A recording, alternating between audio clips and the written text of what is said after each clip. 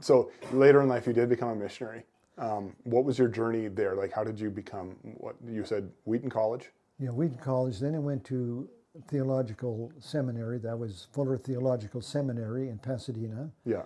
And because my older siblings had become missionaries with the Sudan Interior Mission, now known as SIM, Yeah. and I thought I had the gifts, cross-cultural gifts of becoming a missionary. Yeah. So that's the route I took. Okay. Yeah. Nice. Like in your education journey, so it went Wheaton, then Fuller. Fuller's in California, right? Yes, and two degrees. After our first 4 years in Ethiopia, I went back to Fuller for another degree. Okay. And then while in Ethiopia, we were teaching at the BA level, and our graduates, bright Ethiopians, wanted to go on in their education, and when they would leave for America or Canada or to Europe to get another degree, they wouldn't come back because Ethiopia at that time was under communism. Okay. So we decided as a mission that we needed to open a graduate school of theology in Ethiopia. Yeah. So I was among 4 other colleagues selected to get a doctorate. Okay. So I went to University of Aberdeen for that. Nice. And so you did get a PhD to be able to start that school. I got a PhD to be able to launch that school with others. Okay. What was your PhD on? It was on... I'm going to pass you your book here. Sure. That way I'll pass you both your books. And if you just don't mind giving me a little bit of a rundown on what they are. Now,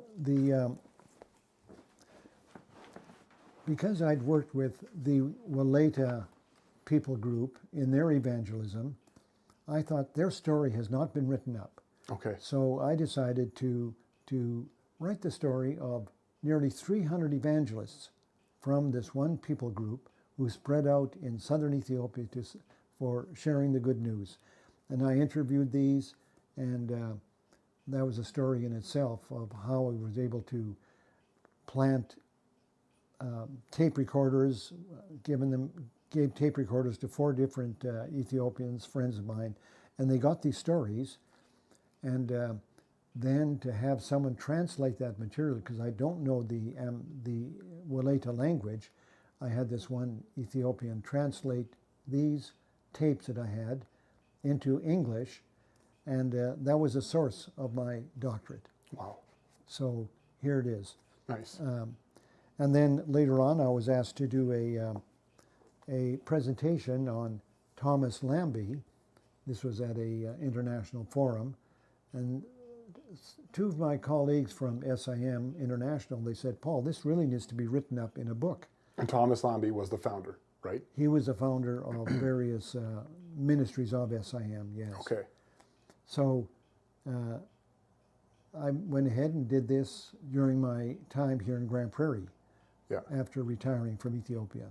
Okay. So this has become a more popular book than my doctorate, because this is a bit heavy. Yeah. But this is easy reading. And an adventure. Yeah. Right? People enjoy reading good missionary story. Absolutely. Yeah.